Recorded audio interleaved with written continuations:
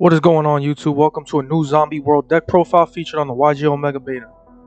Zombies have always been a fun deck to me, inherently disrupting a few opposing decks through use of their field spell that changes everything on the field and in the grave into zombie type monsters. Alongside Zombie World we have the amazing Doomking Balerdroch, which everyone may know as one of the main monsters the deck focuses on. While there is a field spell on the board, Doomking can revive itself every standby phase and negate an effect or banish a monster if a zombie monster's effect is triggered. Getting him out is one of the primary goals of the deck, so there are plenty of ways to discard or mill specific monsters to help this. Gozuki is one of the original zombie support monsters, being able to send any zombie from the deck to the grave once per turn. Its secondary effect can come up sometimes, especially if you have any hand traps in the grave with Doomking in the hand. Mezuki, which is the partner to Gozuki, can revive any zombie from the grave by banishing itself from the grave. Later on, this can create some sick plays as well as providing more materials for our extra deck summons, so if you already set up Doomking in Zombie World, this is a great secondary target to start sending to the grave. Necroworld Banshee is the Zombie World Searcher. Unfortunately, it isn't a discard type, so you do have to get it onto the field or into the grave to trigger it.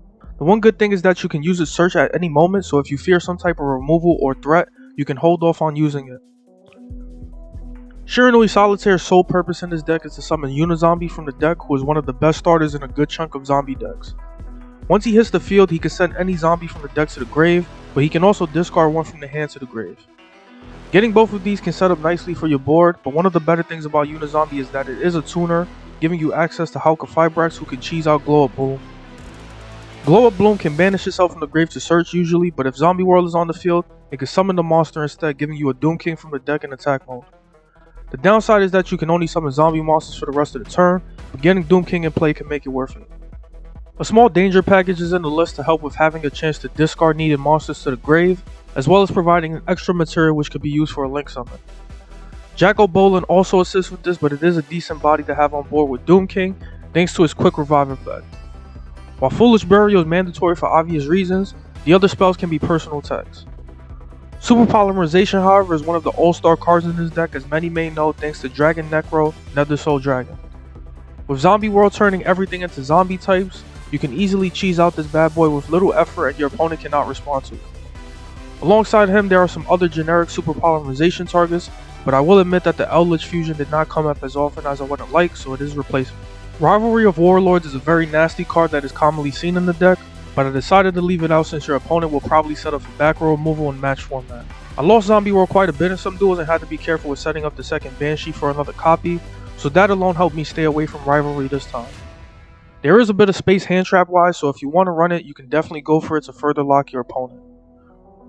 For the extra deck, having a good choice of Super Polymerization targets is ideal, with or without Zombie World. Sometimes you can go second against a tough board, so Starving Venom and Dragostepelia will come up, but there are some other things you can run like the World Legacy Fusion, Earth Golem, or Mud Dragon of the Swamp. Eldritch decks have been getting a bit scarce lately now, thankfully, so I'd probably cut that for another Synchro monster or another Super Poly target. On the Synchro note, the level 8 scenario does come up sometimes, so running two of the best Synchros is a no-brainer. Sideframe Lord Omega can also help in returning Mezukis back to the grave for even more revives, so having him can really get you going. Since Fibrax can be such an important monster to get out Glow Up Bloom, Formula Synchron is an amazing target for its effect on your opponent's turn, especially since you get locked into zombies after Bloom's effect. Formula Synchron is one of the preferred ways to get access to Shiranui Sun Saga by using Doomking, as if you have Zombie World on the field, you can fulfill its requirements and even pop a card by sending Formula back to the extra deck. Combined with Doomking's Negate and Banish, this can be an amazing third form of disruption that gives you a big body on the board afterwards. The rest of the extra deck is mainly generic link monsters, most notably used if you are going second or on your follow-up turn after your opponent. Link Karibo is needed for Glow Up Bloom in the event you summon it off Fibrax and want to get it into the grave quickly.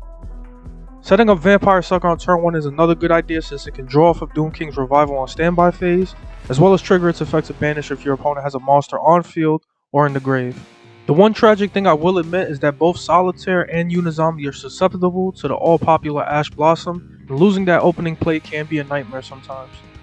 As you see on screen right now, we are pretty much stuck as the Danger discard failed to help us, as well as us getting Uni-Zombie out, which would have been nice considering our hand.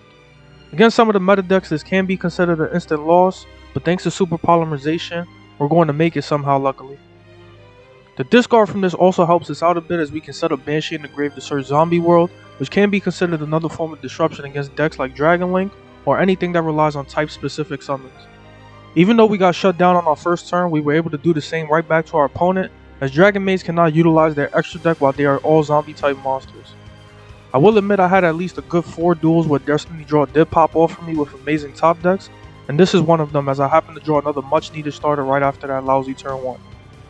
Thanks to the Uni-Zombie we got, we can easily send that Bloom from the deck to the grave to summon a Doom King, and we're pretty much set as our opponent has to fight through a Monster Negate, a Banish, and Zombie World itself with 1 card in hand since the other is Red Eye's Darkness Battle. For the next replay, this is pretty much how a good turn 1 would look if we don't get disrupted.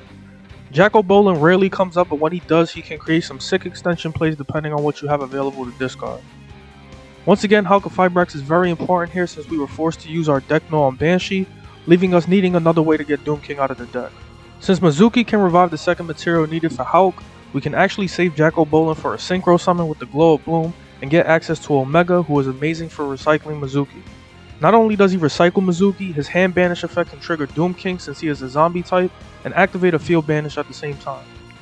In closing, our ending board will be Omega with the hand banish triggering a field banish from Doom King, along with Hulk of Fibrax floating its formula for a Sun Saga for 1 pop. Super Polymerization is just icing on the top along with Ash Blossom, and if our opponent relies on specific types, he will have to deal with Zombie World as well. No matter what, Doom King coming back with Omega next turn is the plus factor, though I am curious as to why Raigeki wasn't used first here. That's going to be it for me. I hope you guys enjoy the rest of the replays, and stay tuned for next time. Like the video, and hit the subscribe button to get us to 1,000.